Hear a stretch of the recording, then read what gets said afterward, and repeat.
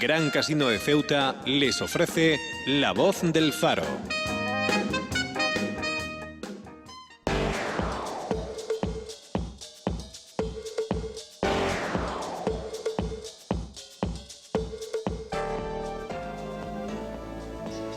Seguimos en este martes 27 de octubre, seguimos aquí en Faro TV y a través de 898 de COPE Ceuta. De nuevo buenas tardes y ahora arrancamos enseguida con la segunda voz del Faro. Saben que los martes lo dedicamos a la entrevista al personaje político. Hoy nos acompaña Mohamed Ali, que es, como decíamos antes, minutos antes de terminar la voz del Faro 1, es el líder de la coalición Caballa. Buenos días, Mohamed, muchísimas gracias por estar aquí con nosotros un día más. Buenos días y muchas gracias a vosotros por invitarme. Pues te dejo, como bien sabes, en la entrevista con Rocío Abad y con Rafael Montero, que ya conoces, ¿no? Te dejas en buenas manos. Te dejo en buenas manos. Pues Rocío, cuando quieras, y Rafael también tú, a vuestra disposición, Mohamed. Pues muy bien. Buenos días, buenas tardes ya por la hora. ¿Qué te parece si empezamos, por ejemplo, por una cuestión de actualidad? Ayer pues se escenificaba, ¿no?, en la residencia Gerón, bueno, una inauguración oficial, a pesar de que el centro lleva funcionando desde el mes de julio. Nos ha gustado mucho, ¿no?, a vosotros desde Caballa, que este hecho se haya producido precisamente ahora. Creo que a partir de hoy ya no se pueden producir inauguraciones de ningún tipo, pues, dada la cercanía de la fecha electoral, ¿no? Bueno, nosotros básicamente nos han gustado dos cosas, y lo decimos con total claridad. Una, que es a la que tú aludes, que es que se utilicen cuestiones que deben ser de interés general, y es que es el tratamiento, la atención, el cuidado de nuestros mayores, no deben formar parte de la estrategia partidista en un periodo preelectoral.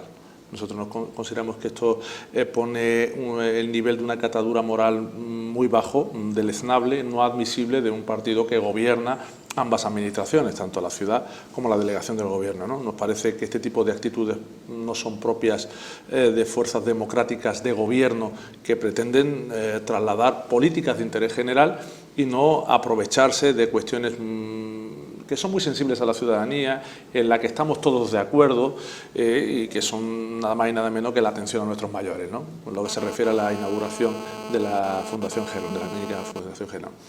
Pero hay otra cuestión que sí que nos ha indignado aún más, ¿no?, y son las manifestaciones del delegado del Gobierno, ¿no? Decir que el Partido Popular en estos últimos 4 años ha fortalecido la estructura del estado del bienestar es faltarle al respeto a los ciudadanos. O sea, si fortalecer la estructura del estado del bienestar es desmantelar la sanidad pública, desmantelar la educación pública, cargarse la dependencia, 5 millones de parados, me parece a mí escándalos de corrupción. Esto no es fortalecer el estado del bienestar, ¿no? Yo creo que hemos asistido estos últimos 4 años a una sumisión total y pleitesía total a las políticas de Merkel, las políticas de austericidio, siendo totalmente insensible con la ciudadanía, y que esto ha empobrecido a la población española, ¿no?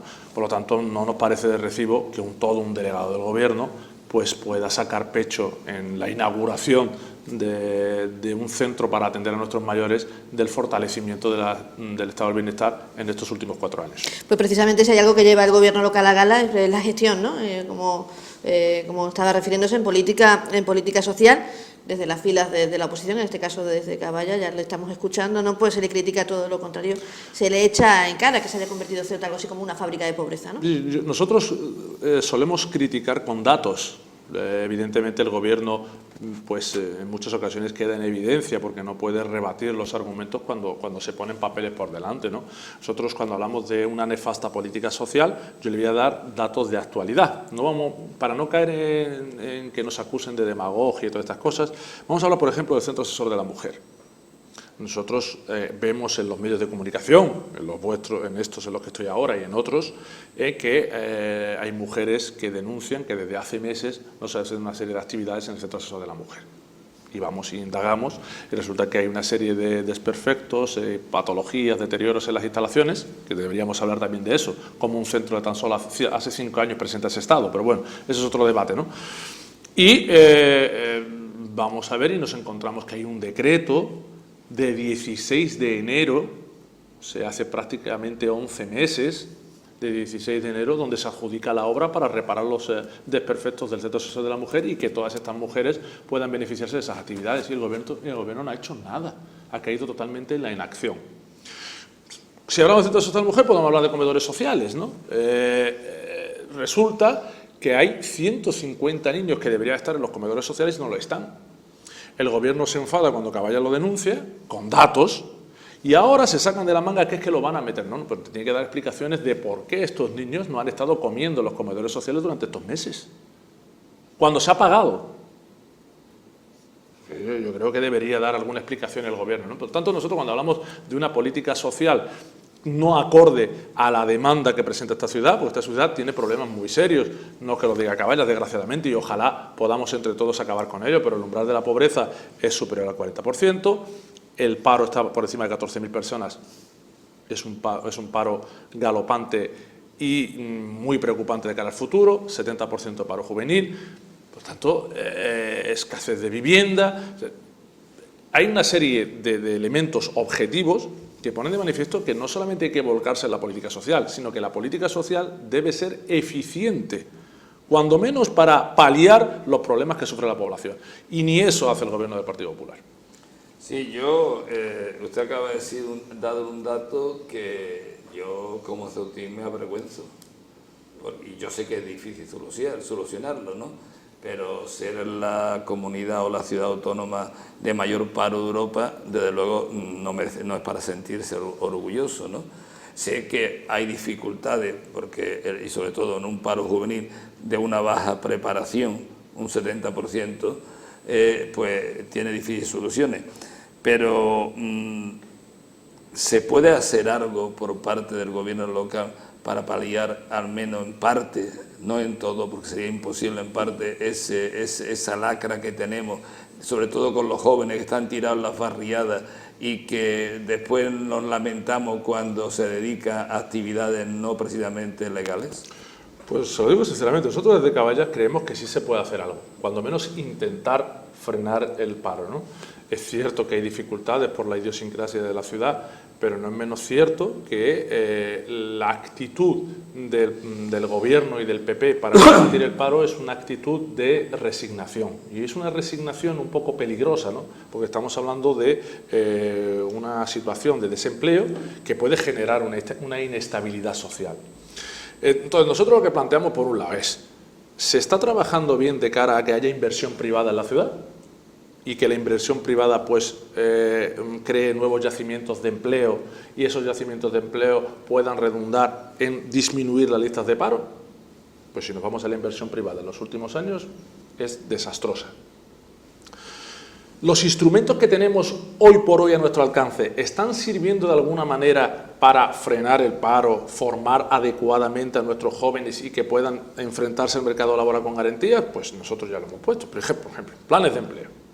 Los planes de empleo, además de ser una cuna de escándalo cada vez que salen las listas publicadas, pues no están sirviendo para que alguien, después de una evaluación seria de esos planes de empleo, pueda encontrar un trabajo. Esto, que es el objetivo en sí mismo de algunos programas. Aprende a limpiamontes. Ese es el problema. Entonces, habría que revisar los programas de los planes de empleo, evaluar, una vez finalizados los programas, el impacto que tienen los programas en la creación de empleo. Y luego, pues si no sirven, cambiarlos. Esto no se hace. ¿Y eso no se hace ya? Esto no se hace. Esto no se hace porque cuando tú pides una evaluación seria de los programas de los planes de empleo, te encuentras en que es siempre lo mismo.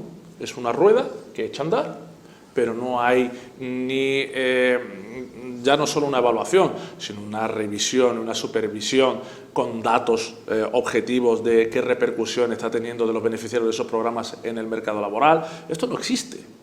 Nosotros lo que pedimos es una revisión. ¿Me está diciendo usted que los planes de empleo para lo único que vale es para bajar la cifra de parados y dar una pequeña subvención durante un tiempo a la familia? Le voy a decir con todo el dolor de mi corazón que los planes de empleo tienen hoy por hoy única y exclusivamente un carácter paliativo. Un carácter paliativo que sirve para aliviar a muchas familias de Ceuta durante 6-9 meses que tienen un sueldo y que luego pueden tener acceso a una serie de prestaciones. Y lo peor de todo es que ya el gobierno lo ve normal y bien. Que esto no deja de ser una realidad, el carácter paliativo de los planes de empleo, que sí es verdad. Pero nosotros, por ejemplo, con segmentos de población, como pueden ser los jóvenes, Pues de los jóvenes había que ser más combativos, había que preparar una serie de programas que sirvieran verdaderamente para que estos jóvenes se enfrentaran al mercado laboral. Pero esto no se hace. No, hay un problema también. Bueno, y queda otro instrumento, perdón por la interrupción, Rafael, queda otro instrumento que es el Fondo Social Europeo. Esto es un instrumento también muy importante. ¿Qué impacto están teniendo los programas financiados o cofinanciados con el Fondo Social Europeo en la lucha contra el paro y en la creación de empleo? Pues habría que mirarlo. Pero usted Habría que mirarlo. Usted como caballero pertenece a la comisión de Procesa que organiza Nosotros los planes. estamos en el Consejo de Administración de Procesa y nosotros como grupo parlamentario hemos presentado una propuesta no solo en el Consejo de Administración de Procesa, sino en el Pleno de cara a revisar los programas cofinanciados con cargo al Fondo Social Europeo. ¿Y sabe usted lo que nos dijo el Gobierno? Que por ahí no pasaba.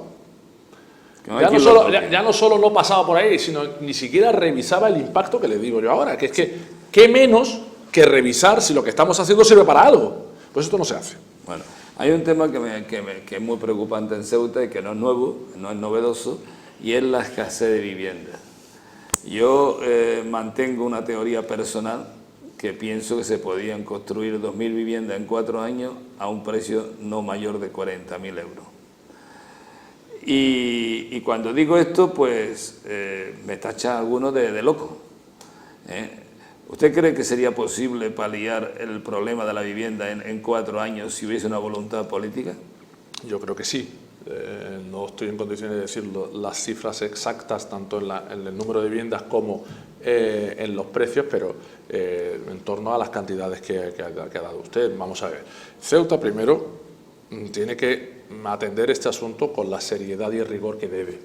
Nosotros, para poder crear vivienda o construir vivienda, tenemos que liberar suelo. No, pero yo le voy a dar... Quiero poner bien el escenario. O sea, y liberar suelo supone... Pero es que hay suelo liberado ya. Bueno, sí, vamos a poner primero el escenario, sí, y luego hablamos de todo. Es cierto que hay parte de suelo que lo tenemos y que no se actúa, por ejemplo, ¿no? Pagado a precio de oro, por cierto. Sí. Nosotros hemos planteado en reiteradísimas ocasiones que el suelo militar en desuso, es que esto hay que subrayarlo, en desuso, que no utiliza el Ministerio de Defensa, que lo tiene cerrado, debe revertir en su legítimo propietario, que es el pueblo de Ceuta. Y ahí tendremos un recurso muy atractivo, tanto para la vivienda pública y la vivienda social, como también para la inversión privada. Sí. Esto hay que ponerlo encima de la mesa para poder crear vivienda. Ahora dice usted, sí, hay parte, es que hay suelo, sí hay suelo. No, pero es que yo le voy a... Hay suelo, limitado, pero lo hay. Yo digo voluntad política, y digo voluntad política de tanto la oposición como el equipo de gobierno, es que hay que coordinar, a mi modo de ver, lo que se tiene. Me explico. Tenemos un suelo liberado a precio de oro para construir. Usted me habla del BRUL. El BRUL donde se le ha querido buscar primero para unos grandes superficies, después se le ha querido buscar para cooperativas, después algunas cooperativas que se han vendido terrenos están en los juzgados porque no paga el promotor que se le vendió, etcétera, etcétera. Pero le voy a poner un ejemplo. Tenemos una escuela de formación de la construcción. Debe ser utilizada. Tenemos terrenos de costo cero, puesto que es propiedad de la ciudad. Tenemos una empresa como la de Envisesa, con arquitectos que no tienen nada que hacer porque como no se hace obra, arquitectos, aparejadores, auxiliares, técnicos, 48 personas. Y tenemos mano de obra en los planes de empleo que si se forman en condiciones podían ser utilizados para la construcción de esas viviendas. Pues con todo esto unido, le digo que se puede hacer 2.000 viviendas en 4 años, si hay una voluntad política. Porque si usted a un señor que le forma en la escuela de formación de la construcción, le garantiza que si por estar 3 meses formándose o 6 tiene derecho a ir al plan de empleo, muchos irían a formarse, porque sabe que tiene después 1 año de trabajo. Y con esa formación del plan de empleo tendríamos una mano de obra en práctica para construir unas viviendas sociales. Y esas viviendas sociales no haría falta gastarse el 10% en proyectos porque los técnicos municipales la pueden realizar.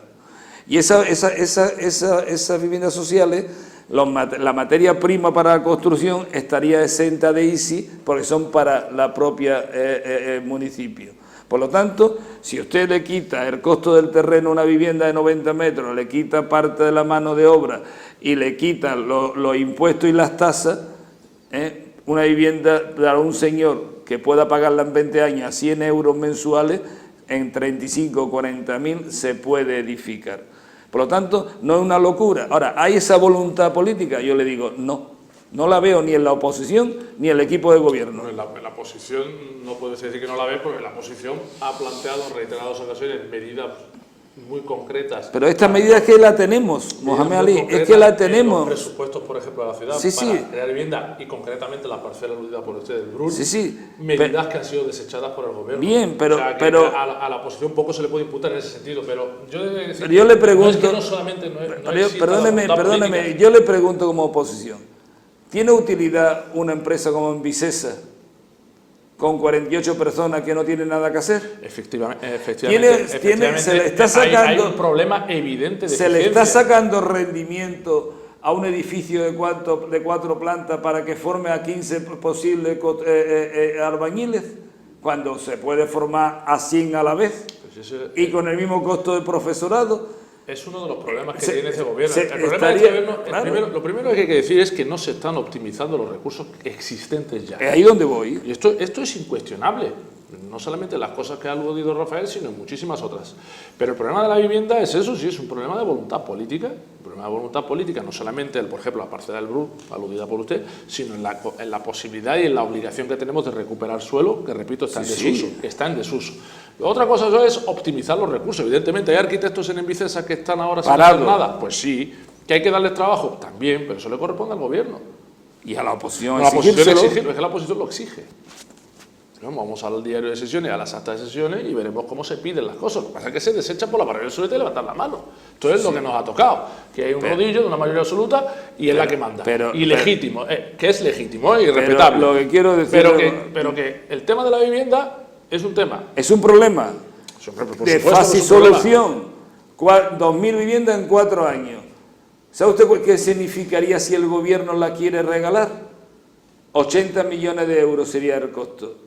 Además los precios que ha dicho 80 millones. Pero que yo le voy a decir una cosa, los precios que ha dicho usted de 40.000 euros no son precios descabellados. Los precios de la VPO, las tasaciones que se hacen normalmente oscilan 40, 50, no pasan de 60.000 euros. Bien, pero si no tiene costo de mano de obra, no tiene costo de suelo, será más fácil, ¿verdad? Pero es que le digo más, no en alquiler, regalándola, en 20 años los 80 millones sería un costo de 4 millones a las arcas municipales anuales de gasto. De intereses estamos pagando 7, 8, 10.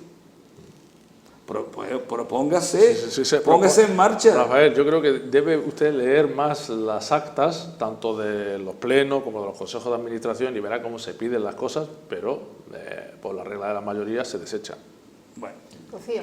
Gracias por dejarme preguntar. Bueno, vamos a cambiar de asunto. Nosotros hemos publicado hoy en el Faro que el vertido de Fuel, del que se cumple prácticamente un año, pues sigue existiendo y sigue estando ahí, ¿no? Lo podíamos comprobar incluso personalmente ayer mismo, ¿no? Decía recientemente además desde Caballas que la ciudad no tiene excusas para no sancionar a la empresa CESA, ¿no? Que es a la que se le considera máxima responsable del vertido, y que de hecho hay informes que así lo corroboran. Efectivamente, ¿no? Yo creo que lo de los vertidos de Fuel, como puede desgraciadamente pasar también con el tema del incendio del Monte Tortuga, ponen de manifiesto que el gobierno en sus prioridades no está ni el medio ambiente, ni el desarrollo sostenible, ni la protección de nuestro entorno natural, y en este caso la protección de nuestras costas, ¿no? Los vertidos han existido, nadie lo pone en duda, el impacto medioambiental ha existido, y te lleva la mano a la cabeza cuando no se encauda un expediente sancionador como marca la ley. Se dio una explicación en el Pleno errónea, yo quiero pensar errónea por parte del consejero, diciendo que como había un tema penal no se podía incoar un expediente sancionador. Nosotros consultamos a los servicios jurídicos de la ciudad y los servicios jurídicos nos dijeron que no. Primero hay que incoar el expediente sancionador y luego, si hay un tema penal abierto, suspender el expediente sancionador. Pero hay que abrir el expediente sancionador. Pero la sorpresa es mayúscula cuando nos encontramos que desde febrero ya había un informe técnico que instaba a la apertura del expediente sancionador. Nosotros mañana vamos al Pleno con la voluntad de escuchar por parte del responsable de Medio Ambiente que ese expediente sancionador ya se ha abierto, porque si no ya la responsabilidad sí que va a ser ya total y absoluta del consejero de Medio Ambiente. Pero expiraba, ¿no? Expiraba, tenía, perdón, Sí, Rafael. sí, estamos en los plazos. Nosotros no vamos a permitir que esto supere este mes. O sea, mañana que hay pleno, vamos primero a preguntar si desde que se hizo público por parte de Caballas ese informe de febrero, se ha aperturado el expediente sancionador. Si no se ha hecho, mañana lo pediremos y a ver qué dice el Gobierno. Yo en La Voz del Faro hace un ratito, media hora, tocando este tema con otra compañera que no era Rocío, con Silvia, pues yo decía de que si esto, en vez de ser ACECSA, que tiene unos bufetes de abogados muy importantes y tal, yo decía que era una especie de ladrones de guante blanco, estas grandes multinacionales, que si en vez de ser eso es un pequeño pesquero que tiene una pérdida, le paralizan el barco, no lo dejan pescar y le echan la multa correspondiente. Sea la ciudad, o sea el CEPROMA, o sea el que le corresponda, el que quiera. Pero es CECSA y no pasa nada ni por parte del puerto, que han calado como si estuviesen buscando petróleo en diferentes zonas, ni pasa nada por parte de la ciudad. Y al final, cuando esto se vaya a recurrir y se le ponga el expediente, si es que se le abre, la culpa será de un cangrejo que ha estropeado la tubería. Por lo tanto, es triste lo que pasa en Ceuta con las multinacionales. Yo creo que aquí no debe temblarle la mano a la Consejería de Medio Ambiente y así va a procurar que sea Caballas, de cara a sancionar, en este caso a CEPSA, si finalmente se demuestra, como todo parece, que ha sido la responsable de los vertidos de fuel en nuestras costas. Caballas muy optimista. Nosotros vamos a ser especialmente vigilantes en este expediente.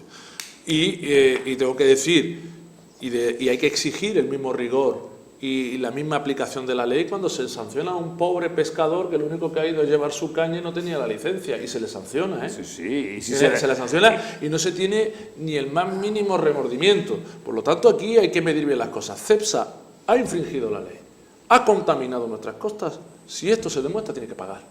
El que contamina, paga. Esto yo creo que debe ser incuestionable. Y aquí estamos hablando ni más ni menos que de aplicar la ley. Sí, No estamos hablando. Y tengo que decir una cosa. Aquí ya hay informes del SEPRONA, y esto ya lo hablamos en la legislatura anterior, que ponen de manifiesto determinadas carencias y determinados deterioros en las instalaciones de CEPSA. Sí, O sea, que eludir la responsabilidad va a ser bastante difícil. Le digo dos cosas. Una, que CESA todavía ni ha reparado la tubería. Bien. Dos, que son muy optimistas. Porque CESA tiene unos bufetes de abogados tremendos, como una multinacional, y mientras que no recurre, pasan los años y aquí no pasa nada. Aquí, cosa que no le ocurre al que va a pescar ni al pesquero que ha echado el poco de fuel a la yo le voy a decir una cosa. Aquí lo que hay que procurar es que se aplique la ley. El Gobierno. Pero para todo el mundo. Y evidentemente, como se aplica para todo el mundo. Y el Gobierno tiene que evitar que no haya ni el más mínimo atisbo de connivencia con una multinacional, como dice usted. Y aquí hay que exigirle mañana al consejero de Medio Ambiente que nos diga si tiene un informe encima de la mesa que dice que hay que incoar un expediente sancionador, ¿por qué no se ha incoado? Nada Pero más. todo eso ya lo hablaron en el pleno anterior. Sí, no, pero la explicación que dio el consejero de Medio Ambiente era que porque había un tema penal, no debía incoar el expediente sancionador. Nosotros hemos consultado, después hemos hecho una consulta a los servicios jurídicos dicen que no. Primero hay que incoar el expediente sancionador y luego suspender, de cara a evitar posibles prescripciones. ¿Saben algo de cómo va la denuncia que también presentaron en relación con el incendio de Monte de la Tortuga? Nosotros tengo que incluir primero que en el Pleno pedimos la personación en la causa penal de los vertidos de fuel y se nos dijo que no por parte del Gobierno, una vez más. Eso lo digo también a Rafael, me voy a ver a las actas que se ha pedido. Y en cuanto a la denuncia por el incendio, todavía no nos han notificado nada. Estamos pendientes de que el juzgado diga qué va a hacer y luego ya lo trasladaremos a la opinión pública.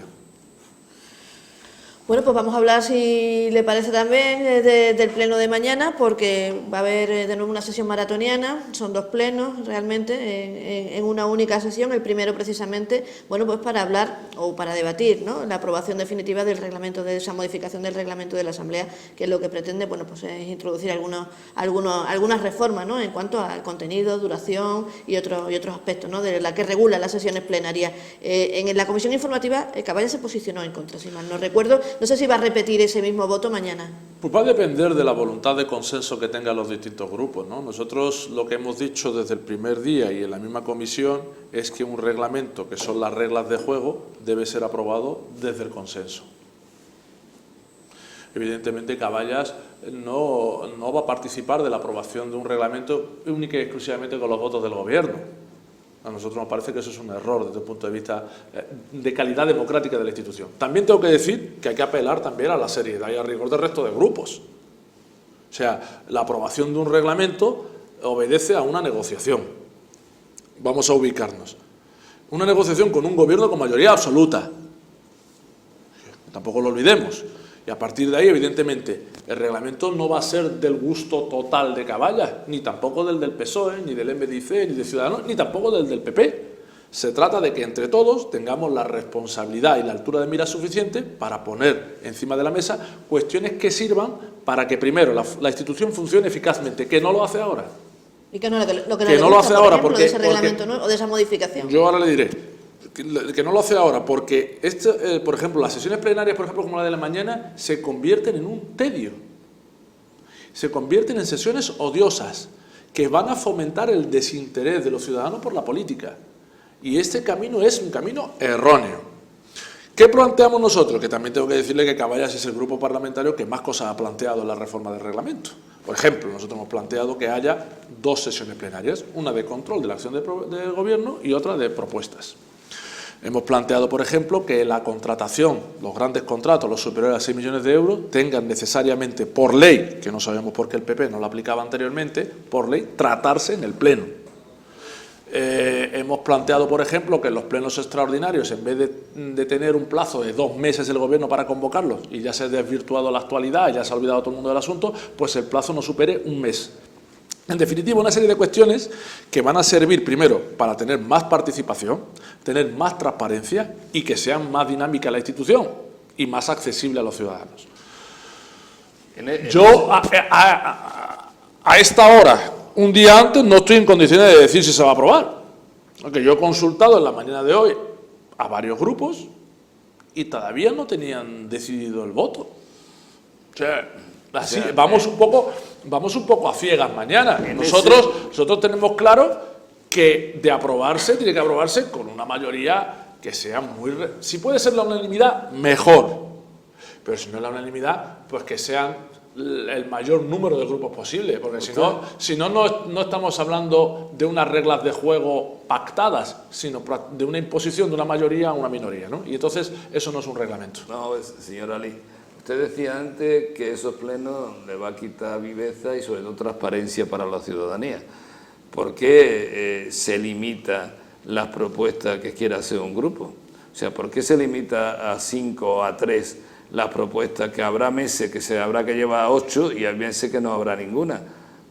Vamos a ver, aquí el problema que hay es, primero, nosotros, y esto lo hemos hablado en la reforma del reglamento, hay una mesa, que es la mesa rectora, que es la que debería servir de filtro de cara a ver qué cosas son verdaderas propuestas, qué cosas son declaraciones de intención política y qué cosas pueden solventarse en el día a día del funcionamiento de la institución. Yo voy a poner un ejemplo, voy a intentar poner un ejemplo para que no se enfade nadie, ¿no? Si, por ejemplo, nosotros planteamos, quien sea, en el Pleno, reparar una acera en una barriada, probablemente, si las cosas funcionaran como debieran, hay un cauce que es el del grupo parlamentario con la consejería competente, o las comisiones informativas, que podría evitar que ese tema tuviese que tratarse en el Pleno. Y no cargar la sesión plenaria con asuntos que pueden resolverse con actividad cotidiana y diaria, con asuntos de verdadera trascendencia política de interés de la ciudadanía. Entonces, nosotros lo que planteamos es, el Pleno debe servir para que la gente esté informada, para que la gente entienda que ahí se resuelven o se intentan resolver sus problemas. Mañana te plantas en el pleno a las 10 y no salimos hasta las 11 de la noche y la gente no sigue eso. No lo sigue, se retransmite ni los medios de comunicación. Exactamente, mire, se retransmite o no se retransmite. Que por cierto, la cobertura mediática no va a ser la misma, los periodistas acaban exhaustos, los políticos estamos ahí, llega un momento en que uno no sabe ya si está hablando de economía o está hablando de política social. O sea, esto es un disparate. Por cierto, ¿por qué no se retransmite por la televisión pública? ¿No la pagamos entre todos? Nosotros creemos que es un error. Esta televisión lo va a retransmitir. Es un error, porque las sesiones plenarias son de interés de la ciudadanía. Sesiones plenarias que sean dinámicas, no sesiones plenarias de 20 horas de duración.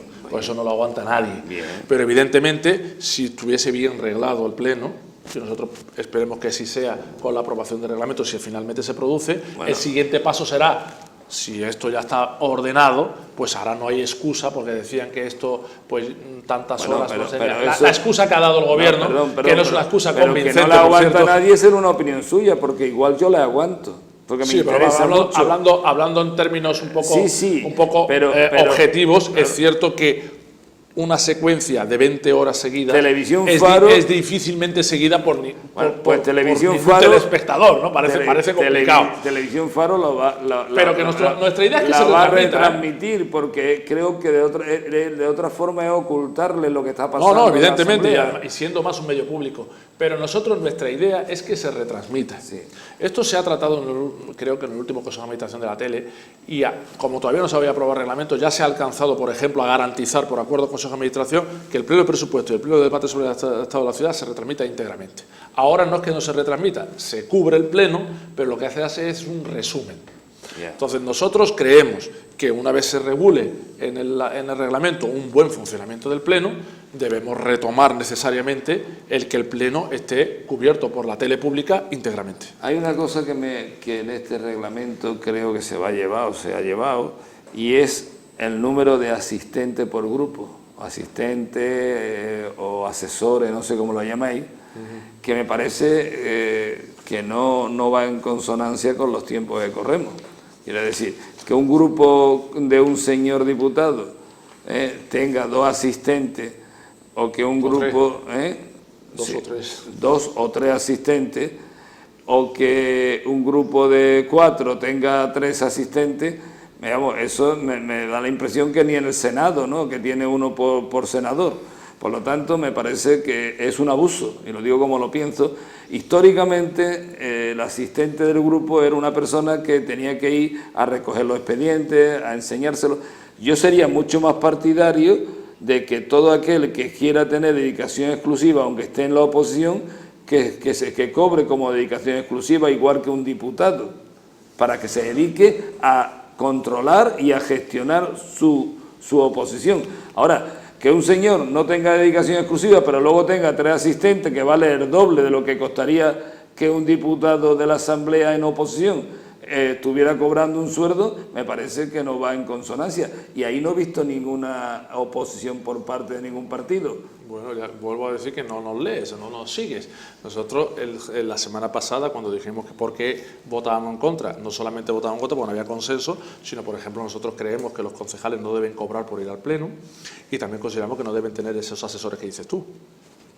Claro, hablando en abstracto. Ahora, vámonos a lo concreto y a lo que hay en el texto. Y yo intentaré explicarlo. Primero, la dedicación exclusiva es una propuesta que ha hecho el Partido Socialista, que está ahí, que creo que va a ser acogida, y implica que un concejal de la oposición pues esté dedicado exclusivamente a los trabajos parlamentarios de la Asamblea.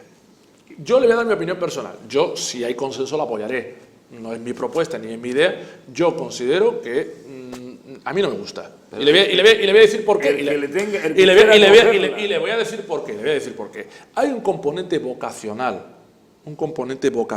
en la labor política que no deberíamos ni eliminar ni postergar, que es muy importante. O sea, cuando uno participa en política, participa porque quiere. Sí, por supuesto. Bueno, a partir de ahí, los concejales de la oposición tenemos nuestras profesiones.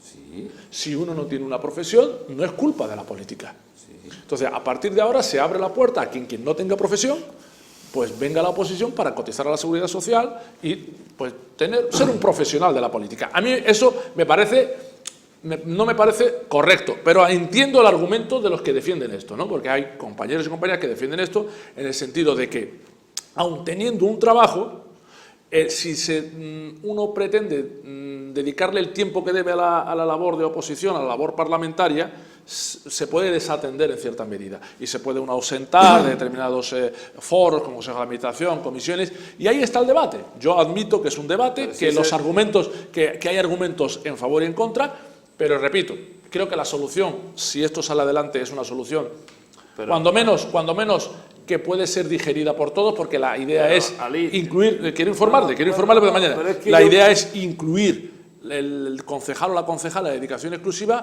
pero limitarlo por grupo, o sea, que haya solamente uno por grupo. A mí me parece que es una solución que tampoco una solución que no es acertada, no acertada.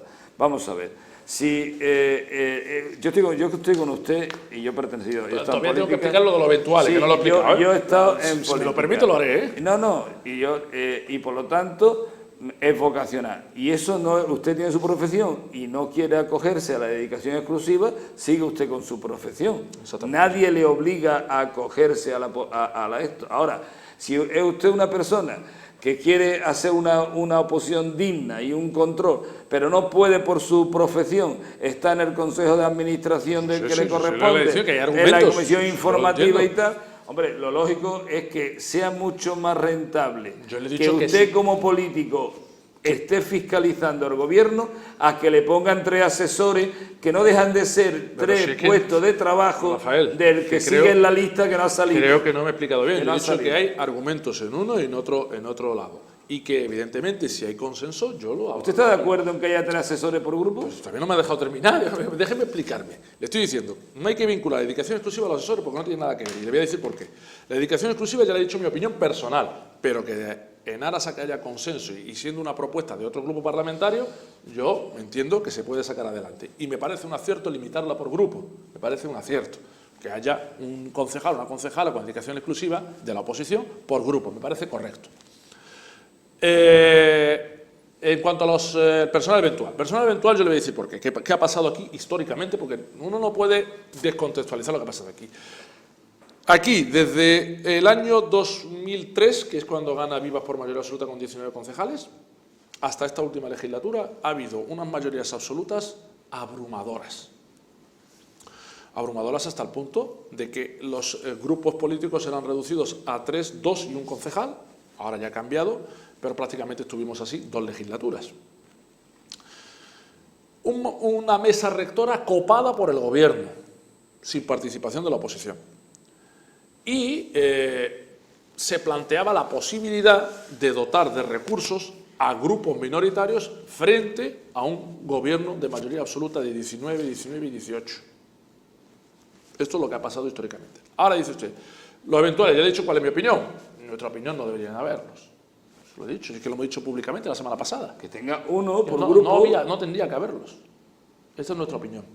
Ahora, aquí también se abre otro debate, que es otra cuestión, porque aquí se entremezclan las cosas, que es el debate municipalista o autonomista. Que aquí sí que hay mucha tela que cortar. Hay quienes entienden que nosotros somos un ayuntamiento y que el gobierno debe acogerse a la ley de base del régimen local, a la ley de haciendas locales, y no puede pasar el número de eventuales al número de concejales. Y hay quienes entienden que somos una comunidad autónoma y que nosotros como gobierno tenemos una capacidad de autogobierno y tenemos la posibilidad de designar personal eventual o personal de nuestro gobierno para gestionar los intereses de esta ciudad. Y ahí está el debate. Y ahí está el debate y están los pleitos, porque hay que decirlo, que hay una central sindical que ha presentado una serie de demandas. Sí, pero eso en el concepto asesores. ¿Los asesores? No, yo estoy hablando los asesores de grupo o los asistentes de grupo. No son solamente asesores, la reclamación es por el personal eventual, personal de libre designación. Pero yo separo esa faceta. Entran todos, Rafael. No, yo separo. Es que entran todos. Yo lo que no me parece lógico es que un grupo, pongamos Ciudadanos, sí. No, es el que hay, es el que tiene un concejal. Tiene un concejal. Sí. Y necesita 2 asesores, 2 asistentes para atender su grupo. Ustedes tienen 4 y necesitan 3. No, es que todos tenemos 3. No, es que me parece una bestialidad. ¿Y el PP también tiene 3? Sí, pero es que me parece una bestialidad. Que no vaya. Un asistente en un grupo era un señor que decía: vaya usted hasta, recoja la fotocopia, tráigame Pero eso se ha quedado un poco expediente. desfasado también, Rafael. Sí. Yo tengo que decirle que ahora, por ejemplo, los asesores que hay no solamente se dedican a llevar y traer documentación. ¿A qué se dedican? No, se dedican, participan en los consejos de administración, participan en la labor parlamentaria del grupo a la hora de presentar las propuestas, en la confección de las propuestas. O sea, que como no ha salido el quinto, el sexto y el séptimo, le damos un carguillo. No se trata de eso. Desde nuestro punto de vista, que cada uno concibe la política como la concibe. Nosotros le hemos dicho, y lo vuelvo a reiterar porque parece que se olvida, nosotros no tendríamos asesores, no cobraríamos por ir al pleno. Pero esto no es solamente nuestro, es que más gente. Sí, los asesores de su partido, ¿qué número llevaban en la lista? Los asesores de mi partido, pues vamos a ver, uno no iba en lista. Y los otros 2 iban en lista. Y Perdón. 2 no iban en lista. Rafael y O sea, señora que, le digo que no tiene nada que ver. Disculpadme que os interrumpa en esta conversación que habéis tenido a 2, pero aquí Rocío os quiere hacer una pregunta y sobre todo nos queda 5 minutos vale, y quisiéramos intentar Que abarcar a mí no me algo. importa debatir con Rafael. No, lo sé, yo no debato, yo lo sé, pregunto. el tiempo es corto. Claro, yo A es que ver, quería Rocío. cambiar directamente de tercio porque hace Última poco pregunta, que se hizo público, ¿no?, el apoyo de Caballas a Podemos, ¿no?, a la candidatura que salga de esas primarias que se van a celebrar en Podemos aquí también en Ceuta para elegir a los candidatos de Congreso y de Senado. A mí me gustaría, son 2 cuestiones. Por una parte, ¿hasta qué punto se va a implicar Caballas en la campaña electoral hacia el 20 de diciembre? Y bueno, y también, ¿qué le parece, ¿no?, si ha tenido oportunidad de ver a los candidatos que se presentan por Podemos y qué impresión le dan? Bueno, nosotros, en primer lugar, decidimos apoyar a Podemos porque creemos que es una opción válida y factible para defender los intereses de nuestra ciudad en los foros que corresponden a estas elecciones, que son el Congreso y el Senado. Compartimos ideología, compartimos forma de actuar y, en definitiva, la confluencia a la que llamó Podemos ha sido bien acogida por parte nuestra y nos parece un acierto, ¿no? ¿En qué medida vamos a participar? En la que quiera Podemos. Nosotros aquí somos especialmente escrupulosos y respetuosos con la forma de trabajar que marca Podemos. Si Podemos nos pide que colaboremos, vamos a colaborar en la medida que ellos quieren y de la forma que ellos quieran. El proceso de primarias me parece un proceso dinámico, transparente y lo mejor que se haya podido hacer en unas elecciones. Yo creo que no va a haber una candidatura más respaldada por el apoyo de la gente que la de Podemos. Yo creo que lo de las primarias es un acierto, la gente se presenta y se elige a quienes defiende el mayor número de personas que participan en esas primarias. Antes de que termine, muy brevemente, ¿conoce el programa de Podemos? Hombre, yo en su totalidad todavía lo estamos leyendo y todavía se está preparando y confeccionando. ¿Y lo es complicado, comparten? es complicado. Yo creo que ni siquiera Pablo ¿Y Iglesias... lo comparten para defenderlo? Ni siquiera Pablo Iglesias creo que conoce en su totalidad el programa, porque es un programa, repito, participativo, en donde se aporta de todos lados ya y dice todavía que lo está van en a una fase de apoyar y no conocen el confección. programa y lo van a Nosotros apoyar. vamos a apoyar y vamos a participar en la confección del programa para Ceuta. Para Ceuta. Creo que tampoco hay que desvirtuar mucho las elecciones. Aquí hay unas elecciones circunscritas a Ceuta y aquí vamos a plantear cosas muy importantes para nuestro futuro, no solamente en lo que se refiere a los fondos europeos, sino a nuestra participación y el encaje de nuestra ciudad en el territorio español, las comunicaciones, el estrecho, la frontera, todas estas cosas son muy importantes. Se necesita un mayor impulso y una mayor beligerancia en Madrid para defender los intereses de esta ciudad y creemos que con Podemos vamos a sacar muchas cosas adelante. Señora Ali, nos queda poco tiempo solamente para despedirle, para agradecerle de haber pasado por nuestros estudios. Se nos ha hecho corto. Cortísimo, como siempre. yo vengo Siempre nos cuando dejamos me llaméis, vengo por preguntas aquí. en el tintero, pero sé que usted siempre que le llamamos está aquí con nosotros. Muchísimas gracias, Rafael, a ti, Rocío, y a usted que tenga un buen pleno de mañana, que a ver cómo se presenta. Muchas gracias a vosotros. Muchísimas gracias, señores. Aquí acabamos la segunda parte de La Voz del Faro. Espero que hayan sido de interés y seguramente lo habrá sido las respuestas del líder de la coalición Caballa, Mohamed Ali. Nosotros les esperamos mañana también a partir de las 12:15. Muchísimas gracias y que tengan un feliz martes. Adiós. Gran Casino de Ceuta les ha ofrecido La Voz del Faro.